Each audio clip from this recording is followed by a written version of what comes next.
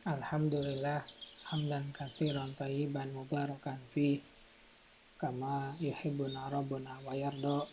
Asyhadu an la ilaha illallah wahdahu la syarikalah wa asyhadu anna Muhammadan abduhu wa rasuluhu allazi la nabiyya ba'da. Amma ba'du. Kita lanjutkan pembacaan Taisir Karimir Rahman fi Tafsir Kalamin Manan yang ditulis oleh Syekh Abdurrahman bin Nasir As-Sa'di. Masuk pada tafsir surat An-Nisa, surat yang keempat, ayat yang ke-93. Ayat yang ke-93, A'udzubillahi minasyaitonirrajim. Wa may yaqtul mu'minan muta'ammidan fajaza'uhu jahannamu khalidan fiha wa ghadiballahu 'alaihi wa lanahu 'adalahu 'adzaban 'azima. Dan barang siapa yang membunuh seorang mukmin dengan sengaja, maka balasannya ialah jahanam. Ia kekal di dalamnya dan Allah murka kepadanya dan mengutuknya serta menyediakan azab yang besar baginya. Tafsir ayat ke-93 telah berlalu bahwa Allah Subhanahu wa taala memberitakan bahwasanya tidaklah terjadi pembunuhan terhadap seorang mukmin oleh mukmin yang lain, dan bahwasanya pembunuhan itu adalah di antara bentuk kufur amali.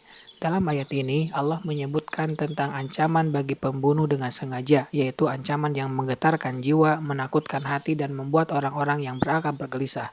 Dan tidaklah ada hukuman yang dikeluarkan bagi dosa-dosa besar yang lebih besar dari hukuman ini. Bahkan tidak ada yang sepertinya, yaitu kabar bahwa hukumannya adalah jahanam.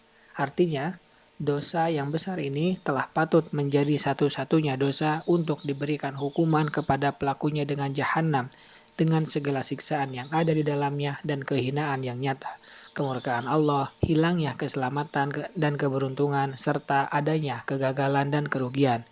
Maka hanya kepada Allah kita berlindung dari segala sebab yang menjauhkan dari rahmat-Nya. Ancaman ini memiliki kedudukan yang sama seperti hal-hal yang semisal dengannya dari nas-nas ancaman atas beberapa dosa-dosa besar dan kemaksiatan dengan keabadian dalam neraka atau haramnya surga. Dan sesungguhnya para ulama rahimahumullah telah berbeda pendapat tentang penafsirannya.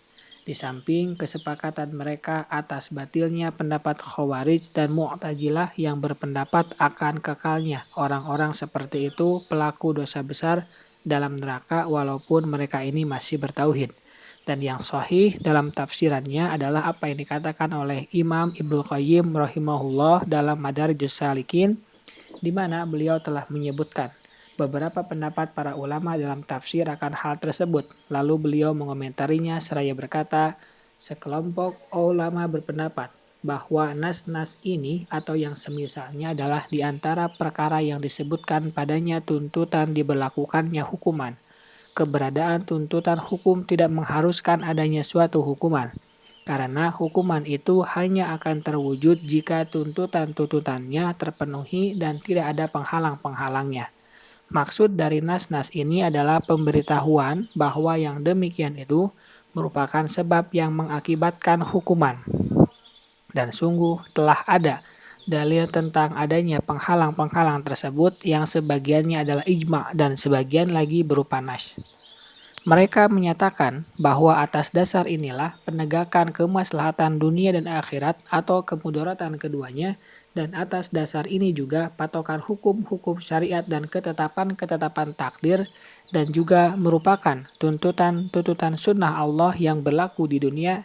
Dengannya ada keterkaitan antara sebab-sebab dan akibatnya sebagai suatu penciptaan dan perintah.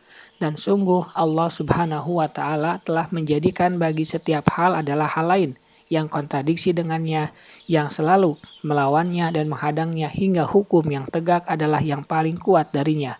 Maka kekuatan menghasilkan kesehatan dan keselamatan, dan kerusakan serta kezoliman yang terjadi pada interaksi antara dua hal yang berlawanan tersebut adalah penghalang bagi fungsi alam. Jadi fungsi kekuatan dan hukum adalah bagi yang paling kuat darinya. Demikian juga bagi kekuatan obat-obatan dan penyakit. Seorang hamba memiliki kesempatan untuk sehat dan kesempatan untuk sakit. Salah satu pihak dari kedua hal itu akan menghalangi kesempurnaan pengaruh dari pihak lainnya dan melawannya. Dan bila ia mampu menanggulanginya dan menang atasnya, niscaya pengaruhnya yang akan berfungsi.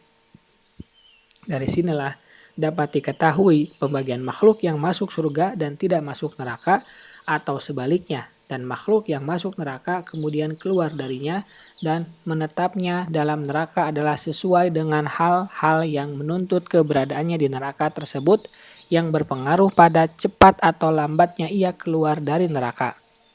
Makhluk yang memiliki mata hati yang terang, di mana ia mampu memandang dengannya segala hal yang dikabarkan oleh Allah dalam kitabnya, berupa perkara tentang hari pembalasan dan perincian-perinciannya, hingga seolah-olah ia menyaksikannya dengan mata kepala sendiri, dan ia mengetahui bahwa hal ini adalah suatu tuntutan uluhiyah Allah Subhanahu wa Ta'ala, rububiyahnya, kemuliaannya, dan hikmahnya, dan bahwasanya mustahil pada diri Allah apa yang berlawanan dengan itu semua. Dan prosentase keyakinan tersebut pada diri orang itu adalah sama dengan prosentase apa yang tidak pantas padanya. Sehingga prosentase hal tersebut berkaitan dengan basirohnya adalah seperti prosentase kuatnya sinar matahari dan bintang kepada daya pandangannya. Dan inilah hakikat keimanan yang benar, yang mampu membakar keburukan sebagaimana api membakar kayu. Dan orang yang memiliki keimanan seperti ini mustahil baginya terus-menerus berbuat keburukan walaupun ia pernah melakukannya dan bahkan seringkali melakukannya. Karena apa yang ada bersamanya berupa cahaya keimanan akan selalu memerintahkan kepadanya untuk memperbaharui taubat pada setiap waktu dan untuk kembali kepada Allah dalam setiap desah nafasnya. Dan inilah makhluk yang paling Allah cintai. Berakhir perkataan beliau, dan semoga Allah menyucikan jiwanya dan membalasnya untuk Islam dan kaum muslimin dengan kebaikan. Subhanaka Allahumma wa bihamdika asyhadu an la ilaha illa anta astaghfiruka wa atubu ilaik. Assalamualaikum warahmatullahi wabarakatuh.